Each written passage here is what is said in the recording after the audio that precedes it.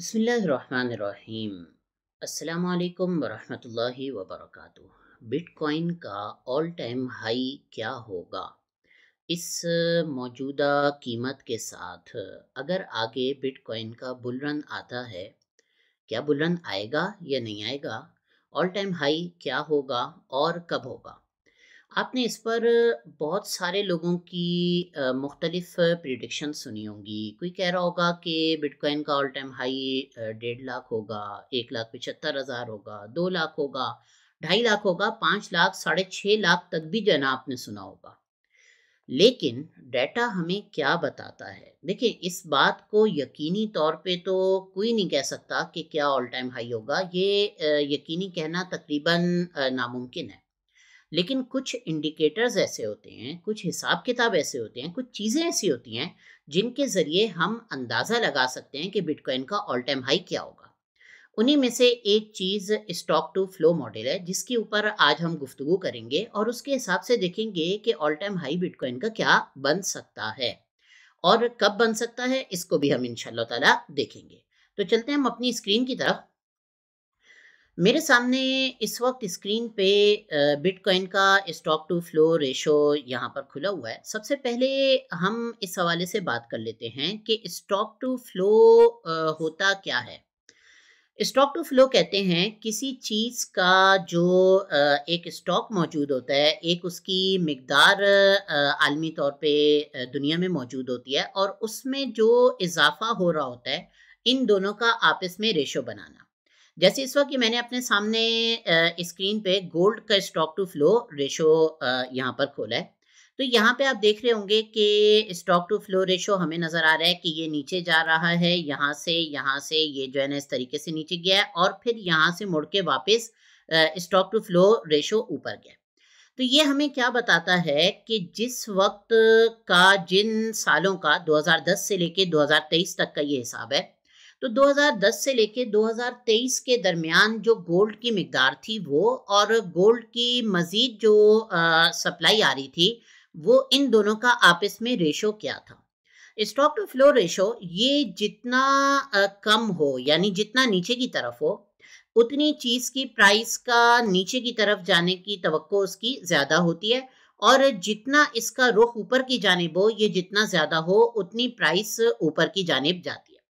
वजह क्या है कि हम ये जानते हैं कि मार्केट्स ये डिमांड एंड सप्लाई पे चलती हैं। तो जब किसी चीज़ की सप्लाई ज़्यादा होती है तो डिमांड के मुकाबले में, तो उसकी प्राइस नीचे की तरफ जाती है और जब उसकी सप्लाई कम होती है, डिमांड उसकी ज़्यादा होती है, या डिमांड उसकी कांस्टेंट रहती है, तो उस वक्त जो है ना उसकी प्राइस ये ऊपर जाती है। ये एक आम और कॉमन रूल है जिसको हम जिससे हम लोग वाकिफ़ हैं। उमूमन जो हमारे यहाँ दुनिया में मुख्तलिफ करेंसियाँ होती हैं, इनकी सप्लाई मुस्तकिल आती रहती है और इनकी सप्लाई में इजाफा भी होता रहता है। लिहाजा इनकी प्राइस जो हकीकी इनकी कीमत होती है, ये आमतौर पर नीचे जाती रहती है। लेकिन गोल्ड उसके मुकाबले में, उन करेंसियों के मुकाबले में गोल्ड एक ऐसी चीज़ है जिसे डिफ्लेशनरी एसेट कहा जाता है। यानी इसकी जो सप्लाई होती है ये निस्बतन कम होती रहती है वक्त के साथ साथ और इसके स्टॉक में जो स्टॉक इसका मौजूद होता है, उस स्टॉक में जो इजाफा हो रहा होता है वो इतना ज़्यादा नहीं हो रहा होता जितनी इसकी दुनिया में मांग होती है। तो ये एक खुलासा था स्टॉक टू फ्लो का। अब यहाँ पे जो मेरे सामने इस वक्त चार्ट खुला हुआ है, ये गोल्ड का स्टॉक टू फ्लो रेशो है। हम इसको देखेंगे और फिर उसके बाद जो है ना हम बिटकॉइन के स्टॉक टू फ्लो रेशो को देखेंगे और उसके मुताबिक देखेंगे कि प्राइस कब कहाँ माजी में गई है और आइंदा कहाँ जाने की तवक्को है। तो ये मेरे सामने जो गोल्ड का स्टॉक टू फ्लो रेशो है, ये 2010 से लेके 2023 तक का है। 2010 के बाद जो आलमी तौर पे गोल्ड का स्टॉक था, इसके अंदर जो इजाफा हो रहा था ये बहुत ज़्यादा तेज़ी से हो रहा था। गोल्ड ज़मीन से निकलता है, मुख्तलिफ कंपनियां उसको ज़मीन से निकालती हैं। इन कंपनियों की कभी प्रोडक्शन ज़्यादा होती है, कभी प्रोडक्शन इनकी कम होती है। पहले से आप प्रिडिक्ट नहीं कर सकते कि दुनिया में कितना गोल्ड किस साल में आएगा। तो यहाँ पे जो इसकी मुस्तकिल सप्लाई थी वो काफ़ी ज़्यादा आ रही थी गोल्ड की। तो इस वजह से इसका स्टॉक टू फ्लो रेशियो जो हमें नज़र आता है 2010 से, वो नीचे जा रहा है यहाँ पर, फिर 2012 में और नीचे गया है, फिर उसके बाद 2013 में अच्छा खासा नीचे गया है। अगर आप यहाँ पे देखें तो तकरीबन 60 से जो है ना ये नीचे आया है और 58.4 समथिंग पे आया है। उसके बाद जो है ना यहाँ पे 58 पे आया है, फिर उसके बाद नीचे 56 से भी जो है ना ये नीचे चला गया। और 2016 वो साल था जिसके अंदर स्टॉक टू फ्लो मॉडल जो रेशो था वो बिल्कुल नीचे आ गया था। 2017 में जरा सा ऊपर गया, फिर उसके बाद 2018 में दोबारा नीचे आया, और फिर उसके बाद अगर आप देखें तो 2019 और 2020 इन 2 सालों में जो माइनिंग हो रही थी गोल्ड की वो इतनी ज्यादा नहीं हुई जितनी पहले हो रही थी। तो लिहाजा इनके अंदर इन 2 सालों में जो स्टॉक टू फ्लो मॉडल हमें नजर आता है, जो रेशो नजर आता है, ये नजर आता है कि ऊपर की तरफ जा रहा है। 2020 तक ऊपर गया, फिर 2021 में दोबारा नीचे आया, फिर 2022 में जरा सा ऊपर गया, फिर 2023 में जो है ना ये काफी ज्यादा ऊपर गया। यहां तक डाटा हमारे पास गोल्ड का मौजूद है। गोल्ड के डाटा का जो ये स्टॉक टू फ्लो रेशो है, इसका क्या असर हुआ गोल्ड की कीमत पर, तो उसको जो है ना हम यहाँ पर देख लेते हैं गोल्ड की प्राइस में। 2010 जो है ना ये इस कैंडल में हमें नजर आ रहा है कि 2010 में जो है ना इसकी प्राइस ऊपर गई थी। 2010 से पीछे का चूंकि स्टॉक टू फ्लो हमारे पास मौजूद नहीं है, रेशो मौजूद नहीं है, तो उस पर हम अभी बात नहीं कर सकते। 2011 में प्राइस ऊपर गई, लेकिन ऊपर जाने के बाद वो वापस नीचे की तरफ आ गई, क्योंकि हम ये जानते हैं कि स्टॉक टू फ्लो रेशो ये यहाँ से नीचे की जानिब आ रहा था, तो प्राइस भी नीचे की जानिब आ गई। 2012 में प्राइस ने बस थोड़ी सी मूवमेंट करने की कोशिश की, ज्यादा नहीं कर सकी।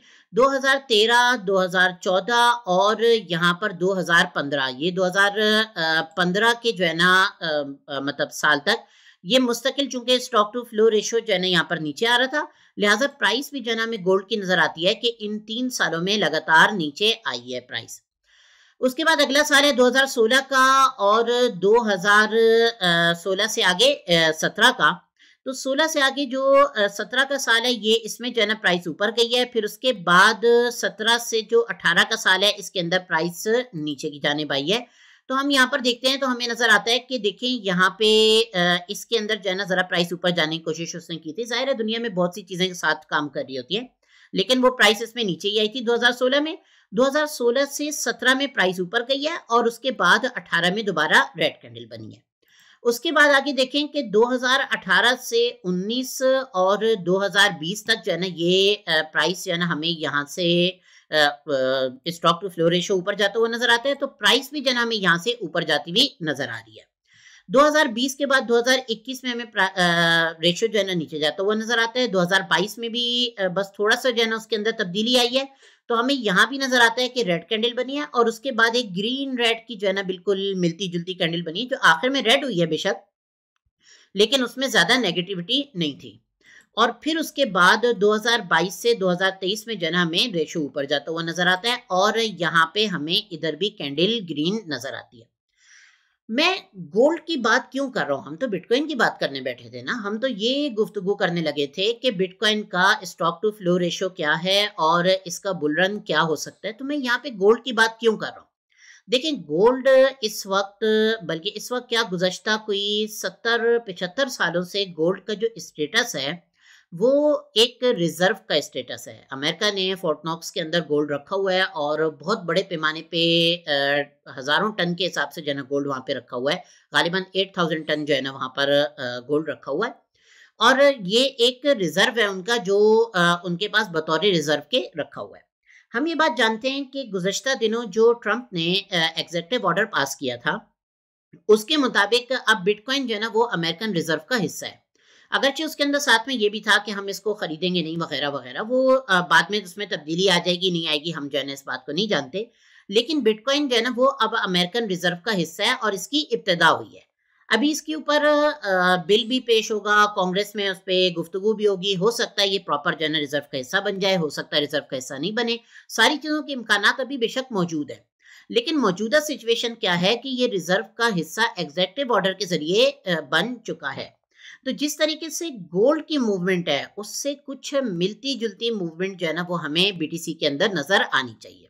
तो इसलिए मैं यहाँ पे गोल्ड का जिक्र कर रहा था, और गोल्ड के अंदर हमें नजर आया कि स्टॉक टू फ्लो मॉडल के मुताबिक या स्टॉक टू फ्लो रेशो के मुताबिक इसकी मूवमेंट जो है ना हमें चलती हुई नजर आती है। अब यहाँ पर आप आ जाएं बीटीसी के अंदर। बीटीसी के अंदर बीटीसी में सिस्टम ये है कि एक तो हमें इसका मुस्तकिल सप्लाई मालूम है कि कितनी किस साल के अंदर आएगी। गोल्ड में ऐसा नहीं है। गोल्ड में अभी 2024 की हमें सप्लाई मालूम हो सकती है कि कितनी आई, 2025 की सप्लाई हमें नहीं मालूम कि कितनी जो है ना आएगी, 2026, 27, 28, 29, 30, क्योंकि ज़ाहिर है ज़मीन से माइनिंग हो रही है, ज़्यादा भी हो सकती है, कम भी हो सकती है, कोई एक उसको कंट्रोल नहीं कर रहा, तो कोई भी जो है ना उसकी सप्लाई हो सकती है। लेकिन बीटीसी के अंदर ऐसा नहीं है, इसकी सप्लाई हमें पता है कि कितनी आ रही है और किस साल में कितनी मज़ीद आएगी। इस वक़्त जो बीटीसी माइन हो चुके हैं वो तकरीबन 20 मिलियन के करीब माइन हो चुके हैं, और जो 1 मिलियन के करीब बाकी बच गए हैं, वो 2140 में, 2140 में जो है ना वो मुकम्मल होंगे। तो ये जो इसकी सप्लाई है ये मुस्तकिल हल्की होती जा रही है और कम होती जा रही है। लिहाज़ा अगर आप बिटकॉइन का स्टॉक टू फ्लो रेशियो देखें तो आपको कुछ इस तरह नज़र आएगा कि 2010 से जो है ना ये यहाँ पे ज़रा-ज़रा हल्के-हल्के करके ऊपर जा रहा है, क्योंकि सप्लाई इसकी शुरू से जो है ना इतनी ज़्यादा नहीं थी जितनी इसकी डिमांड थी। 2012 में इसकी हार्विंग हुई, और हम ये जानते हैं कि हर 4 साल बाद हार्विंग का इवेंट होता है, और हार्विंग के इवेंट के अंदर जो नए बनने वाले बीटीसी होते हैं, अगर आप इस हवाले से जानते ना हो कि नए कैसे बनते हैं, तो हमारी जो माइनिंग के हवाले से वीडियो है उसको जो है ना आप देख सकते हैं। यहाँ पर फंडामेंटल लेक्चर्स के एल्बम में मौजूद है, उसकी प्लेलिस्ट के अंदर। तो 2012 में जो है ना यहाँ पे इसकी हार्विंग हुई, और हार्विंग होने के बाद यहाँ से जो मतलब इसका स्टॉक टू फ्लो रेशो है वो यहाँ से ऊपर गया, इधर से बिल्कुल ऊपर की तरफ। फिर उसके बाद जो है ना 2013 में इसकी प्राइस ऊपर गई। प्राइस को हम बाद में देख लेंगे, अभी फिलहाल जो है ना हम इसका रेशो देखते हैं। तो रेशो यहाँ पर ऊपर गया, फिर उसके बाद 2013 से 14 में रेशो इस तरह रहा, फिर 15, फिर 16 में दोबारा हार्विंग हुई, और रेशो जो है ना दोबारा ऊपर चला गया, 17 तक इधर चला गया, और उसके बाद जो है ना 17 से 18, 19 सही है वो हुआ, रेशो इधर गया। उसके बाद दोबारा 2020 में हार्विंग हुई है, और रेशो जो है ना यहाँ चूंकि 20 के दरमियान में हुई थी सेंटर में, तो रेशो जो है ना बड़ी तेजी से ऊपर गया, और तकरीबन 2 साल जो है ना हमें ये ऊपर जाता हुआ तकरीबन नजर आता है। और ये जो रेशो हमने बनाया ये यूं कह लें कि करीब तरीन है, बिल्कुल परफेक्ट तो नहीं है लेकिन करीब तरीन है जो हमने इसके अंदर डाटा पुट किया। जितना हमें मतलब डाटा मिला उसको राउंड ऑफ करके जो है ना हमने रेशो बनाया।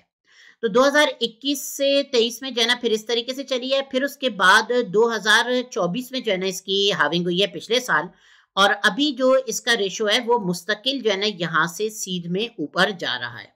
2025 के इधर तक ही ऊपर जाएगा, और उसके बाद 26-27 में जो है ना रेशो इसी तरीके से हल्का हल्का ऊपर जाएगा, और 28 में फिर हार्विंग होगी, तो यहाँ से रेशो वो तकरीबन जो है ना इधर तक पहुंच जाएगा। तो अगर हम बिटकॉइन का रेशो देखें तो हमें नजर आता है कि काफी ज्यादा तब्दील, एक तो ये मुस्तकिल ऊपर की जानिब है क्योंकि बिटकॉइन एक डिफ्लेशनरी करेंसी है, हम इस बात को जानते हैं, और दूसरी बात ये कि ये जो रेशो में तब्दीली आ रही है ये अच्छी खासी ज्यादा है। यहाँ पे अगर हम 0 यानी 1 के जना आसपास से हमने स्टार्ट किया, और रेशो जो है ना बड़ी रफ्तार से ऊपर गया, बहुत जल्दी जो है ना ये 50 से ऊपर गया, फिर उसके बाद इसने अच्छी खासी ऊंचाई दिखाई, और ये 100 कुछ के 25 तकरीबन इतना जो है ना चला गया, फिर उसके बाद ये यहाँ से जो है ना डायरेक्ट इधर तक जाएगा। उसकी वजह यह है कि हर 4 साल बाद आने वाली सप्लाई बिल्कुल आधी हो रही है, तो ये अच्छी खासी तब्दीली है। तो ये स्टॉक टू फ्लो रेशो होता है, और ये स्टॉक टू फ्लो रेशो ये बताता है कि प्राइस इसको जो है ना कहाँ तक जाना चाहिए और किस तरह ऊपर जाना चाहिए। गोल्ड के स्टॉक टू फ्लो रेशो में जैसे हमने यहाँ पर देखा गोल्ड का रेशो नीचे आ रहा था, तो हमने देखा कि प्राइस भी नीचे आ रही थी, लेकिन बीटीसी का जो रेशो है ये नीचे नहीं आ रहा, ये मुस्तकिल जो है ना ऊपर की जानिब ही जा रहा है। तो प्राइस बेशक थोड़ी बहुत नीचे आती है, थोड़ी बहुत ऊपर चलती है, प्राइस बिल्कुल जो है ना परफेक्ट इसके हिसाब से नहीं चलती, थोड़ा ऊपर थोड़ा नीचे जो है ना वो चलती रहती है। वॉलेटिलिटी हम जानते हैं कि बीटीसी के अंदर ज्यादा होती है, लेकिन रहती इसके आसपास ही है। इस बुनियाद पे, इस रेशो की बुनियाद पे एक प्लान बी के नाम से एक ट्विटर पे एक्टिविस्ट है और क्रिप्टो इन्फ्लुएंसर है, उसने जो है ना एक मॉडल बनाया जो मीडियम पे जो है ना उसने शाये किया, पब्लिश किया, प्लान बी के नाम से, modelling bitcoin value with scarcity. के स्कार्सिटी कहते हैं किसी चीज का उसका नायाब होना, उसका कम होना। तो बिटकॉइन हम जानते हैं कि आहिस्ता आहिस्ता उसकी सप्लाई कम होती जा रही है। तो उसने जो है ना एक मॉडल बनाया, और ये मॉडल इसने 2019 में बनाया था, और हमने देखा कि 2020, 21, 22 में 23, 24 तक जो है ना इसने बहुत अच्छा जो है ना रिजल्ट दिया। और माजी का भी जो टेस्ट होता है उसके अंदर भी यही नजर आता है कि इसका जो रिजल्ट था वो बहुत अच्छा था। तो क्या मॉडल था, आइए जो है ना जरा उसको देख लेते हैं। ये मैंने अपने सामने बिटकॉइन का स्टॉक टू फ्लो रेशो के हिसाब से जो प्राइस का मॉडल है ये खोला हुआ है।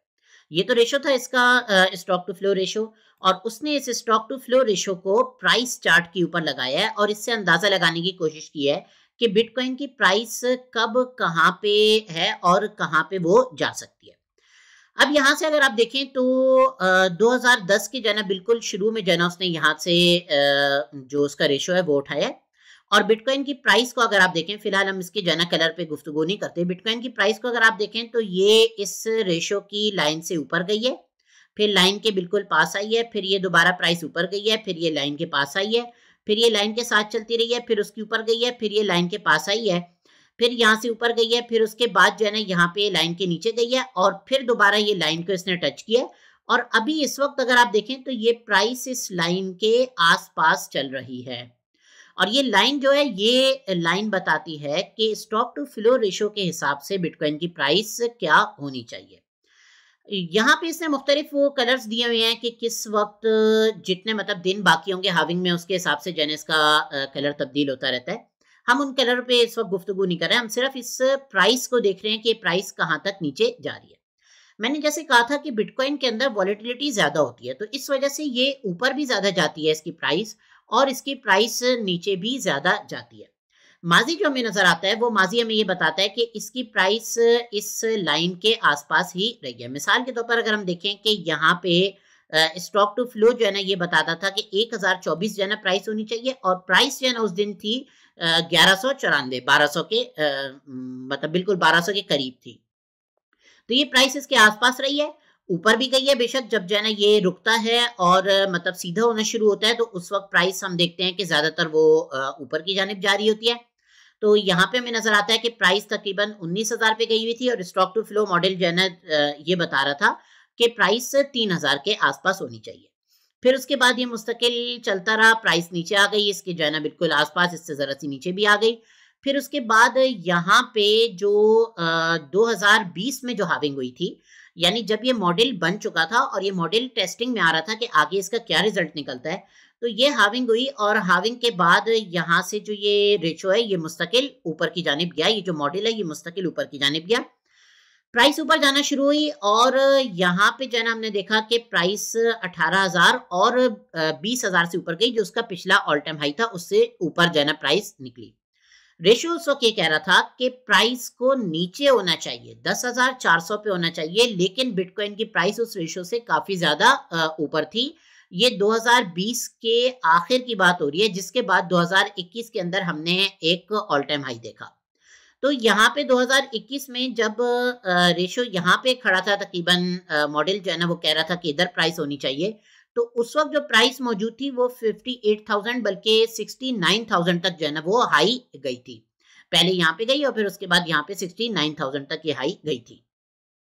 उसके बाद जो है ना ये रेशियो यहाँ पे चलने लगा और हम जानते हैं कि बहुत सारी वो चीजें आई, लूना का क्रैश आया और FTX का जो है ना वो दिवालियापन आया और रूस ने यूक्रेन पे हमला कर दिया। ये सारी चीजें जो है ना वो मार्केट में एक ही साल के अंदर जमा हो गई। तो हमने प्राइस को देखा कि प्राइस काफी नीचे जो है ना जाके क्रैश हुई और तकरीबन 15,000 $15,500 तक जो है ना प्राइस गई। जबकि उस वक्त स्टॉक टू फ्लो रेशियो कह रहा था, मॉडल कह रहा था कि प्राइस को 40,000 40,500 तक होना चाहिए। आप ये कह सकते हैं कि जो स्टॉक टू फ्लो रेशियो है ये एक तरीके से एक एवरेज के तौर पे काम कर रहा होता है। प्राइस ऊपर भी जाती है नीचे भी जाती है, तो ये एक एवरेज के तौर पे काम कर रहा होता है।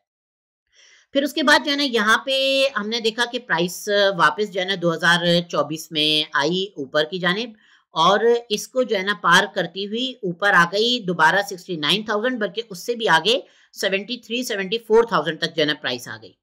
फिर उसके बाद प्राइस दोबारा इस लाइन से नीचे गई, नीचे जाने के बाद दोबारा जो है ना प्राइस ऊपर गई और 1,08,000 तक गई। और अभी इस वक्त की सिचुएशन ये है कि प्राइस मुस्तकिल जो है ना इस लाइन से नीचे है और काफी दिन से इस लाइन से नीचे है। इतनी तफसील के बाद अगर मैं आपसे पूछूं कि बिटकॉइन का ऑल टाइम हाई आपके ख्याल में क्या बनेगा, तो वो आप कहेंगे कि सीधी बात है, हमें सामने जो है ना स्क्रीन के ऊपर नजर आ रहा है। ये मॉडल जो है ना ये आपको यहाँ पे बिटबो पे भी मिल जाएगा और कॉइन ग्लास के ऊपर भी जो है ना ये मॉडल मिल जाएगा। तो यहाँ पे जो हमें इस वक़्त ये जो इसका स्टॉक टू फ्लो मॉडल है, वो ये बताता है कि बिटकॉइन की प्राइस को इस वक़्त जो है ना ये 2 लाख से ऊपर होना चाहिए और यहाँ पे मुस्तकिल ऊपर जाना चाहिए और फिर उसके बाद 3 लाख के आसपास जो है ना 3 लाख साढ़े 3 लाख के आसपास ये जो है ना यहाँ पे सीधा होगा और फिर उसके बाद जो है ना ये मुस्तकिल यहाँ पे उसी के आसपास जो है ना चलता रहेगा और यहाँ से जो है ना ये फिर मज़ीद अपनी ऊपर की तरफ मूवमेंट लेगा। अच्छा, ये जो हमारे सामने मॉडल है वो यहाँ पे ये शो कर रहा है। अगर यही चीज़ हम कॉइन ग्लास के ऊपर देखते हैं तो हमें इसमें जो है ना थोड़ा-सा डिफरेंस नज़र आएगा और निस्बतन जो है ना मज़ीद प्राइस की जो है ना मूवमेंट हमें नज़र आएगी।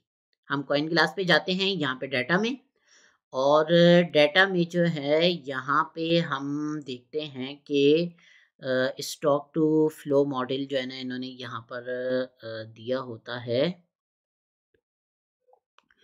इस वक़्त ग़ालिबन जो है ना इन्होंने यहाँ से स्टॉक टू फ्लो मॉडल अपने इसमें से इस ऑप्शन में से हटाया तो हमें जो है ना इधर मिल नहीं रहा। लेकिन स्टॉक टू फ्लो मॉडल जो इसके ऊपर कॉइन ग्लास के अंदर मौजूद होता था तो वो पहले से जो है ना ज़्यादा होता था। शो ऑल का ये बटन है, इनके असल में बटन नहीं चल रहा।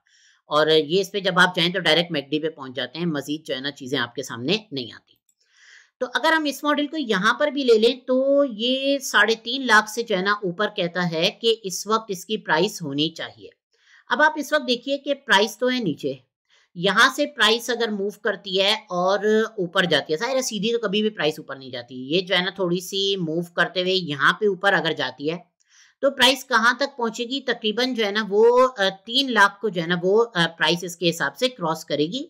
ये 3,40,000 बता रहे हैं, हम बिल्कुल बेयरिश जो है ना सिनेरियो समझ लेते हैं कि प्राइस इतना ऊपर नहीं जा पाती, तो भी जो है ना वो 3 लाख को क्रॉस करेगी।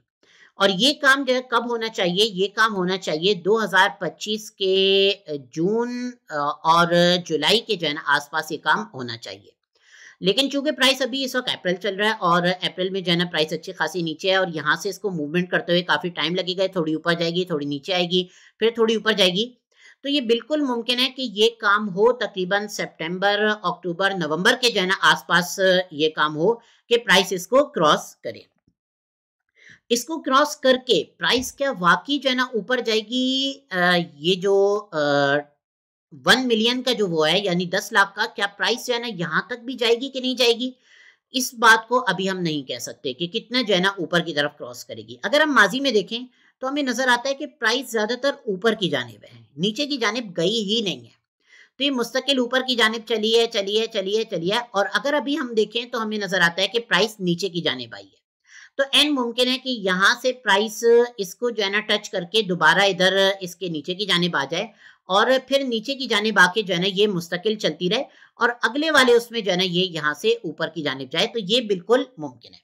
लेकिन जहां तक की तवक्को तो नहीं कहनी चाहिए, ये कहना चाहिए कि जहां तक जो है ना हमें इस मॉडल से समझ में आता है, ये कोई फाइनेंशियल एडवाइस नहीं है और दुनिया का कोई भी मॉडल वो 100% परफेक्ट नहीं होता, ये बात तो हम समझते हैं। लेकिन जहां तक हमें इस मॉडल से समझ में आता है और ये मॉडल जो हमें बताता है वो ये बताता है कि बिटकॉइन की प्राइस को 3 लाख से 3.5 लाख डॉलर के बीच में जाना चाहिए। हम जो कुछ अर्सा पहले इसी चीज़ को हम देख रहे थे कॉइन ग्लास के ऊपर और साथ में जो है ना उस वक्त मार्केट का सिनेरियो ये नहीं था, इतना ज़्यादा जो है ना डाउन नहीं आई हुई थी और ये रिजर्व भी नहीं बना था। तो उस वक्त हमें ये तवक्को थी कि 5 लाख का जो है ना एवरेज ये बनाएगा और प्लान बी का अभी तक यही कहना है कि 5 लाख का जो है ना इसको एवरेज बनाना चाहिए इस प्राइस को। एवरेज इस तरह नहीं कि मतलब उससे ऊपर जाना चाहिए बल्कि ये कि 5 लाख को इसको कम से कम टच करना चाहिए, उसका यही कहना है। अगर मार्केट में सप्लाई शॉक आ जाता है यानी सब जो है ना खरीदना शुरू करते हैं, हम इस वक्त ये बात जानते हैं कि एक्सचेंजेस के ऊपर जो लिक्विडिटी है वो काफ़ी ज़्यादा कम है। तो अगर ये बड़े-बड़े जितने इदारे और ब्लैक रॉक और ये सब जो है ना अगर खरीदना शुरू करते हैं और सप्लाई शॉक आ जाता है, सप्लाई कम हो जाती है, तो हम देखेंगे कि यहाँ से प्राइस बहुत फास्ट ऊपर जाएगी, बड़ी तेज़ जो है ना ऊपर जाएगी अगर सप्लाई शॉक आता है। इस बात को ज़हन में रखिएगा। अगर अमेरिका ये तय कर लेता है कि हाँ भाई हम जो रिजर्व है इसके लिए बिटकॉइन खरीदेंगे भी, तो यहाँ पे फौरी तौर पे जो है ना हमें एक बहुत शदीद पंप नजर आ सकता है। अगर वो ये नहीं तय करता तो ये बड़े-बड़े इदारे जो खरीद रहे हैं वो जाहिर सी बात है उनकी मार्केट से मतलब मार्केट में उनकी डिमांड तो वो ऑलरेडी आ रही है और दुनिया भर में कवानीन भी बन रहे हैं और सारी चीज़ें जो है ना मौजूद हैं। तो ये सारी चीजें देखकर भी अगर सप्लाई शॉक मार्केट में आता है तो प्राइस इससे ऊपर जा सकती है, और सिर्फ ऊपर नहीं है, आराम से जाके 5 लाख $5.5 लाख को टच कर सकती है। देखने में बड़ा गैर हकीकी लगता है, लेकिन जब प्राइस जिस वक्त 15,500 पे थी, और मैं उस वक्त दोस्तों में ये बात कहता था कि भाई ये यहाँ पे नहीं रहेगी, प्राइस यहाँ से मुड़ेगी, वापस जो है ऊपर जाएगी, अपने पिछले ऑल टाइम हाई से ऊपर जाएगी, तो बहुत से लोगों को अजीब लगता था। फिर उसके बाद जब प्राइस यहाँ पे 74,000 से जो है ना वो नीचे आई, तो उस वक्त काफी लोग ये कह रहे थे कि बस अब जो है ना बेयर मार्केट स्टार्ट हो गई है। तो मैंने कई जो हमारे साथ चैनल पे शामिल थे, मैंने जो है ना उनको कई वीडियोस में बोला कि नहीं, इस पे प्राइस नहीं रुक सकती, ये अमलन नामुमकिन है। तो वही हुआ, और जो है ना प्राइस 1,08,000 1,10,000 पे आ गई। अब ये है कि ये अमलन मुमकिन तो है, 74,000 पे तकरीबन नामुमकिन था कि प्राइस जो है ना यहाँ पे रुके। अब ये मुमकिन तो है कि प्राइस जो है ना वो 1,08,000 और 1,10,000 को क्रॉस ना करे, ये मुमकिन है, इम्कान इसका मौजूद है। लेकिन जहां तक बात है उसकी सप्लाई की और स्टॉक टू फ्लो के मतलब ऊपर जाने की और सप्लाई के कम होने की, तो वो चीजें हमें ये बताती हैं कि प्राइस को अभी भी ऊपर जाना चाहिए। और अगर सप्लाई शॉक आ जाता है तो वो 5 लाख तक भी जो है ना जा सकती है। अगर सप्लाई शॉक नहीं आता तो उस सूरत में कम से कम इस लाइन को जो है ना कहीं पे टच करना चाहिए। अब ये कहीं जो टच करने का है, ये यहाँ भी हो सकता है, ये यहाँ भी हो सकता है, और ये यहाँ भी हो सकता है। जितना ज्यादा आगे होगा प्राइस उतनी ज्यादा जो है ना हाई होगी, और जितना जल्दी जो है ना टच करेगा उतनी जो है ना प्राइस कम होगी। तो ये काम होना अभी मुमकिन है। और कब तक होना मुमकिन है, तो बज़ाहिर ऐसा लगता है कि मई जून के अंदर जो है ना हमें एक अच्छी प्राइस के अंदर मूवमेंट नजर आएगी। फिर उसके बाद आगे जाके हमें क्रैश नजर आना चाहिए, सॉरी थोड़ा सा जो है ना करेक्शन नजर आनी चाहिए। और फिर उसके बाद सितंबर अक्टूबर नवंबर तक जो है ना हमें एक बार फिर जो है ना प्राइस को इसको टच करते हुए नजर आना चाहिए। लेकिन जाहिर सी बात है, इसको कोई भी प्रिडिक्ट नहीं कर सकता।